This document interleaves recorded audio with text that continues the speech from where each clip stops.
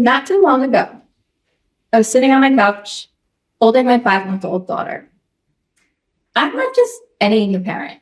I'm also a solo mom by choice, sometimes called a single mom by choice. You see, I chose to have a child completely on my own. But what any new parent will tell you, single or not, is that when you have a child, your perspective on time changes completely. So there I was, holding my daughter, wearing a white, extra, extra large men's t-shirt, covered in prune stains, thinking to myself, well, now that I've come out of this postpartum haze that they affectionately call the 4th trimester, I wanted to get back into feeling like me again, but with my time. I work full-time as a registered dietitian, I'm getting a PhD, and now I'm a mom. But thankfully, I was able to collect myself because I know of a really transformational concept that I'm going to share with you today. But first, I want you to think about the last time you made a really lofty or ambitious nutrition or exercise goal. Maybe you got a fancy new treadmill and you told yourself that you were going to walk on that treadmill every day for an hour, 5 days a week. But 2 weeks in, that treadmill is now a $700 clothing rack sitting in your basement. Or maybe you wanted to lose a few quick pounds for an upcoming trip. So you cut your calories really drastically, but then after a few days, you find yourself feeling pretty crappy and hungry, and you just cave in and you end up quitting altogether and eating 3 times more than what you would have eaten. We set these goals with the best intentions. We strive for greatness like we do in so many other aspects of our life. But health and wellness goals are a totally different breed that we really need to kind of treat differently. So this concept of consistent imperfection came to be because for me, I learned that this was the only way that I personally was going to maintain my health and wellness goals. Even as someone who, again, spent a lot of time, a lot of money, and just, again, a lot of energy in school studying nutrition and exercise. Thinking back to my childhood years, I loved food and nutrition. I loved the show, Good Eats by Alton Brown. I love Food Network in general. But I loved Good Eats by Alton Brown because the way that he described it was a mix of Monty Python meets Julia Child meets Mr. Wizard. So it was just fun, chemistry-focused concepts and experiments, kind of teaching you why food does what it does, why it tastes the way it does, why it looks the way it does. And I was just obsessed and I was hooked. And then from there, one thing led to another. And I ended up going to school to study science and nutrition. So after getting degrees in biology and nutrition, and now I'm getting a PhD in psychology, I just really kind of fell into this place of wanting to know how to advise clients on how to be the best they can with their nutrition and wellness goals. But again, going back 15 years now, when I first graduated, I was struggling because I was competing with all these extreme modalities that people were seeing. This was before social media. So that people were just coming up with all these extreme modalities, buying the books by all the gurus, and no one was able to stick with anything. And I was struggling to coach them until I realized that it was the small, sustainable changes, again, consistent imperfection, that really made a huge difference. Life is complicated. We're busy. We're tired. We need to listen to ourselves when we're setting these lofty goals. Because these extreme transformations that we see sometimes on social media and online, everywhere we turn, they're not realistic for most of us. And there's a few reasons why. One of the reasons why I want you to consider is oftentimes when we see these fitness models, bikini models, rural gym influencer people, these gurus, it's oftentimes their literal job to look the way that they look. They might be spending 2 to 3 hours a day in the gym. They may be cutting their calorie intake drastically so that they can look a certain way and look really just lean and toned. Most of them would probably even tell you that they don't even really look like that all the time, unless they're going through these extremes so that way they can look good for a photo shoot, or they're launching a product or a program or a course. This is their livelihood. So it might make sense for them. But again, for us, most of us, it's not how we make a living. The second thing I want you to consider is that we oftentimes are so obsessed with perfection. We want to create these perfect routines. So we spend weeks crafting the perfect, new year, new me routine that we're going to do as soon as January 1st starts. We've got the different colored pens and the planners and everything. I'm so guilty of this. So with other aspects of our life, we don't do this, all the different colored pens and whatnot. But we think if we can't stick with this perfection, and if we miss a day or whatever, that we're total failures, which is ridiculous.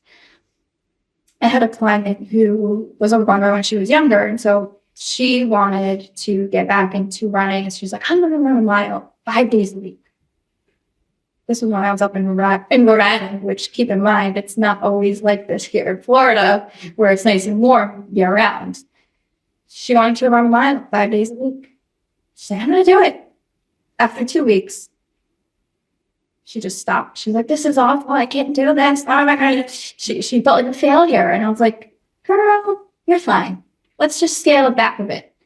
So what we did was, instead of the 5 days a week running a mile, she did a half a mile, 3 days a week. And of course, what do you think happened? Over time, she ended up building up and doing more and more. And she felt good. If she missed a day because she didn't feel well, she wasn't so hard on herself. Again, consistent imperfection. The third thing I want you to consider is that we only have 100% of our time to give. Time is a finite resource. We can't just make more out of thin air. Unless someone in here found out how to do that. Because you belong here way more than I do. All right, I guess no one did. All right, so again, we only have 100% of our time to give. So if we're giving a certain amount of our time to our work, to our family, sleep, that is one thing I've always prioritized. It wasn't so easy. My daughter's 20 months, 19 months from now now, but it wasn't so easy to begin. But one thing over time, I would really prioritize sleep. It's very important to me. So you only have a little bit of extra time left in your 100%. If you only have 10 minutes a day, you can only have 20 minutes a day. You can use that time to work on your nutrition and your exercise. Maybe it's just walking around the block. Maybe it's just doing some resistance band exercise in your pajamas in front of the TV. Maybe it's spending 5 minutes a day to put together a nice little healthy lunch and snacks for you to bring to work or to carry with you throughout the day, so that way you can make better decisions, again, throughout your busy day. Whatever it is, again, 5 to 10 minutes can make a huge difference. Huge difference. Another way I like to think about this is, if any of you have any investment funds, you're probably very familiar with the concept of compound interest. It's when the money that we put into these accounts accrues interest and grows, in addition to the interest that is tapping onto this original amount. So over time, you have exponential growth with the money that you start with. So over the course of decades, it can turn into tens of thousands of dollars, even millions of dollars. just because of this exponential growth. Small little contributions over time add up, and the same thing goes for nutrition and exercise.